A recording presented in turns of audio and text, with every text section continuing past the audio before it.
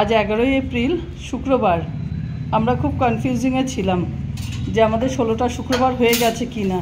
আমরা কিছুতে বুঝে উঠতে পারছিলাম না যে আমাদের শুক্রবারটা 16টা পূর্ণ হয়েছে কি না। একবার ভিডিও দেখছি, ক্যালেন্ডার দেখছি, যেহেতু ক্যালেন্ডারে দাগ দেওয়া ছিল না আমাদের, যার জন্য ভীষণ অসুবিধা হচ্ছিল। যেহেতু আগের ভিডিওগুলো করেছিলাম তাতে করে যে আমরা ওষুধের পরে যে শুক্রবারটা করেছি সেটা আমার এখন সে ভিডিও দেখে আমরা আইডেন্টিফাই করতে পারি যে হ্যাঁ আমাদের 16টা শুক্রবার হয়ে গেছে। আসলে মাঝখানে 2টো শুক্রবার আমাদের বাদ গেছিলো, যেহেতু একজন রিলেটিভ মারা গেছে। সেই ভিডিও দেখে এদিক ওদিক করে দেখতে দেখতে তারপরে ক্যালেন্ডার দেখছি, ভিডিও দেখছি, কিছুতেই বার করতে পারছি না আমাদের 16টা শুক্রবার হয়ে গেছে কি না। বলেছি মার যদি ইচ্ছা থাকে তাহলে কিন্তু মা আমাদের ঠিক স্মরণ করিয়ে দেবে হবে কি না হবে পুজো।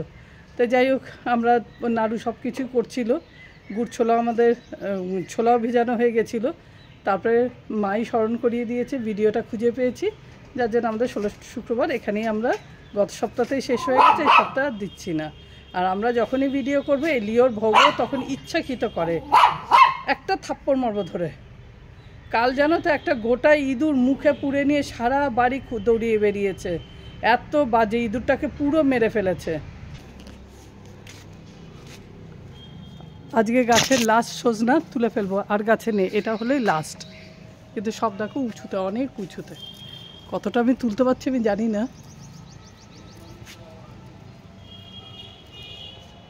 অনেকটা উঁচুতে দেখো গা। এই যে এতগুলো তুলেছি, এখনো দেখি তুলবো। আচ্ছা অনেকটা যা আছে আজকে সব পেরে ফেলবো।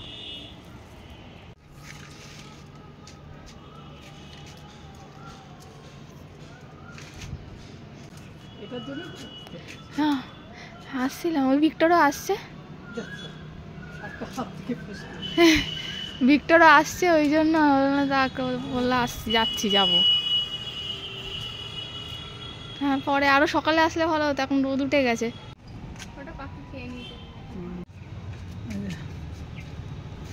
বাবাই টমেটো তুলছে, এই দেখো। অনেকে জিজ্ঞাসা করো না কত টমেটো এখনো আছে, আমি বললাম না এখনো দেখো কাঁচা পাকা আরো আছে, আরো হবে। আজকে ক কিলো হবে? 2 কিলো। 2 কিলো, হ্যাঁ 2 কিলো হবে। এই যে এটাও কত বড় সাইজ, 2 কিলোর ওপরেই হবে বাবাই। সেদিন পাপাকে দিয়ে মাপিয়েছিলাম।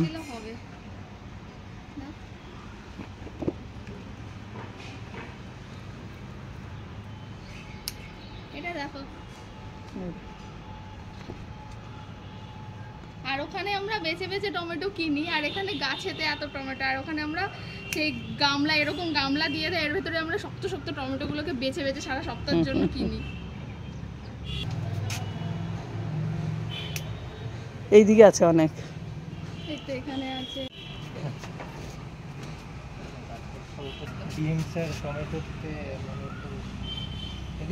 হ্যাঁ পড়ে গেছে, এত পেকে গেছে পড়ে যাচ্ছে। গাছ লাগানোর থেকে এই প্রথম আমরা এত বড় বেদানা চোখে দেখতে পেয়েছি আজ 3 বছর পর। এতদিন ভামবিড়ালের ভোগেই চলে যেত বেদানাগুলো। যাই হোক এইবার হয়তো আমাদের কপালটা ভালো, এবার আর ভামবিড়ালে খাইনি, তাই বেদানাগুলো অনেকটা বড় পেয়েছি। হলুদটা আগেই তোলা ছিল আমার ছাদের গাছেরই, টমেটো দেখা এতগুলো এবারও পেকেছে। টমেটো আমরা সিজনে বসানোর থেকে সেই অক্টোবর মাস থেকে একভাবে পাচ্ছি। গাছের সজনাগুলো আজকে সব কমপ্লিট হয়ে গেছে। বাবাই চেন্নাই যাওয়ার আগে লিওকে ট্রিমিংটা করে দিয়ে যাচ্ছে, নাহলে লিও তো গরমে খুব কষ্ট হয়। যদিও সারাদিন এসিতে থাকে, কিন্তু যেটুকু সময় ছাদে যায় বা ডাইনিংয়ে বসে সেই সময়টুকুর জন্য, ওই জন্য পেটেরটা একদম পুরো ক্লিন করে দিয়ে যাচ্ছে। আর ওপর দিয়ে যে পিঠে টিঠের দিকে বা কানে ঘাড়ের দিকে অল্প অল্প করে সেটা একটু ছেটে দিচ্ছে, জাস্ট একটু হালকা করে ট্রিমিংটা করে দিচ্ছে। আর লেজের ফার আমি কিছুদিন আগে কেটেছিলাম, তাও আবার বড় হয়ে গেছে, তাই বাবাই আবার এগুলোকে করে দিচ্ছে। কেন ওই একমাত্র পারে লিওকে ঠিক করে একটু ফার কেটে টেটে দিতে, নাহলে তো লিও খুব বদমাস, এখনও অনেকটাই কমেছে ওর বদমাসি। নাহলে আগে তো প্রচুর বদমাস ছিল, মানে এখন যেরকম আমরা দাড়ি করিয়ে ওকে ফাটঠার কেটে দিতে পারছি বা ধরলে কিছু বলে না, কিন্তু আগে তো প্রচুর বদমাশি করতো, মানে ওকে ধরাও যেত না, ফাটঠারও কাটা যেত না। এখন বয়স বাড়ার সাথে সাথে একটু চেঞ্জ হচ্ছে। বাবাইয়ের বিয়ে আজ 2 বছর হলো। অ্যালবামগুলো যাকে দিয়েছিল ফটোশ্যুট করতে 2 বছর পর ফাইনালি অ্যালবামগুলো দিল। মানে ফুল পেমেন্ট করে দেওয়া হয়েছে, 85,000 টাকা নিয়েছে শুধু ভিডিও শ্যুট করতে। অ্যালবাম আজ দিই কাল দিই করে করে আজ দিচ্ছে না, ফুল পেমেন্ট করা হয়ে গেছে, তবু ওদের কিছু না কিছু আছেই অজুহাত। বৌভাতের দিন পর্যন্ত মানে প্রেশারাইজ করে টাকাটা নিল। বলা হচ্ছে যে বৌভাতের পরের দিন দেবো, লোকজন ভর্তি বাড়িতে বা আমরা সব ব্যস্ত রয়েছি, কিছুতেই কোনো কথাই শুনলো না। সেই সময় ওকে টাকা দেওয়া হলো, মানে পুরো ফুল পেমেন্ট নেওয়ার পরেও 2 বছর পর ফাইনালি অ্যালবামটা দিয়েছে। এবার দেখো অ্যালবামটা আমরা সবাই দেখতে বসেছি, তার মধ্যে একটা বিপদ ঘটে গেছে। অ্যালবামটা দেখতে দেখতে আমরা যখন একটু অন্যমনস্ক হয়েছি, এমনি কথা বলছিলাম, আর তার মধ্যে একটু খাবারও খাচ্ছিলাম তার সাথে, আর সে খাবারের টুকরোটা পড়েছে, লিও খেতে গেছে, সিম্বা এসে কি করলো, লিওকে ফট করে কামড়ে দিল। সেই অ্যালবাম দেখা তো আমাদের সব ডকে উঠে গেছে। এবার দেখো লিওর অবস্থাটা কি হয়েছে, সারা ঘর রক্তে ভর্তি। এর আগেও লিওকে অনেকবার কামড়িয়েছে, এই প্রথম না। এর আগে আমার ছোটো মেয়ে হাত দিয়ে দিয়েছিল, সেই সময় লিওকে কামড়াতে পারিনি।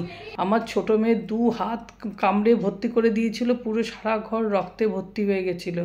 ওটা লিওকে কামড়াতে গিয়েই করেছিল, ওকে ইচ্ছা করে কামড়ায়নি আমার ছোটো মেয়েকে। যাই হোক, লিওকে সবাই খুব ভালোবাসে। লিও যখন এসেছিল তখন আমাদের বাড়িতে ওই মানে 20-21 দিন। আমার বড়টা ওকে সারা দিন, সে মা যেরকম একটা সন্তানকে মানুষ করে, যেভাবে মানুষ করার সময় আমরা বাচ্চাদের রাত জাগি, বাচ্চা যাতে কষ্ট না হয় বা ঠান্ডা লাগলে, ঠিক বাবাই ঠিক এইভাবে লিওকে সারা রাত জেগে জেগে রাখতো। মানে লিও যখন এসেছিল ডিসেম্বরে, ওর তখন প্রচুর ঠান্ডা লেগে গেছিলো, ওর কফ বমি সবসময় হতো। সেই লিও সারাদিন যখন হ্যাঁচি দিত রাত্রেবেলা, বিশেষ করে ওর রাত জেগে বসে বসে সেই ঝিমতো, তবুও সে শুতো না।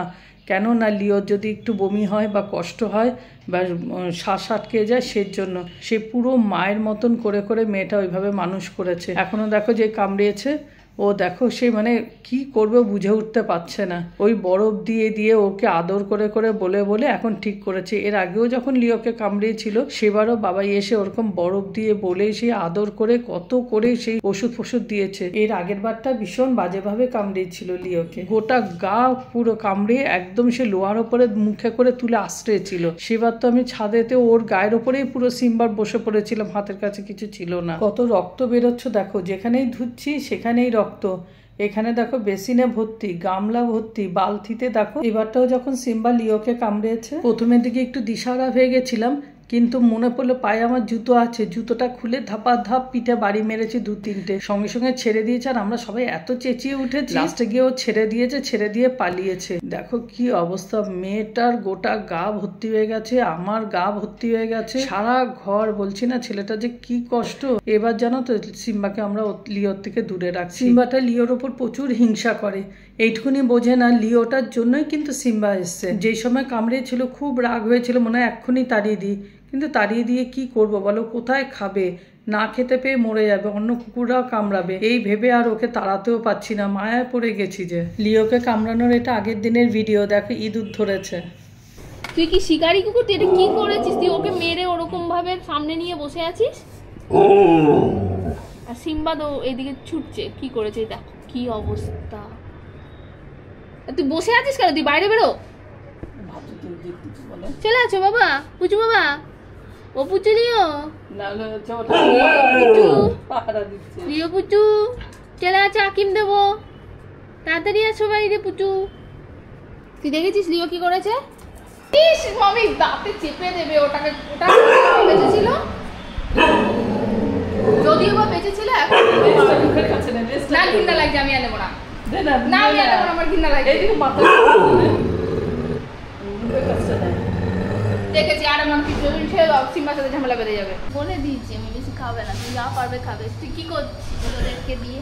সিম্বু এখানে আজকে আপসেট হয়ে শুয়ে আছে, আর লিও ওই যে, আর মাম্মি অ্যারেঞ্জ করেছে এই লিও প্রচন্ড এক্সাইটেড, যেটা আমি ওকে কোলে তুলেই বুঝে গেছি। তুমি ওরম বলছো না, লিও অনেক বেশি এক্সাইটেড, রেগে আছে আমার উপরে। তুমি জানো কতটা রাগ আছে আমার উপরে? আমি জানি না। লিওর অভিমান, হ্যাঁ অভিমান, রাগ নয়, ওই আর কি। এবারটা তো অনেকটা হয়ে গেল তো না, না এই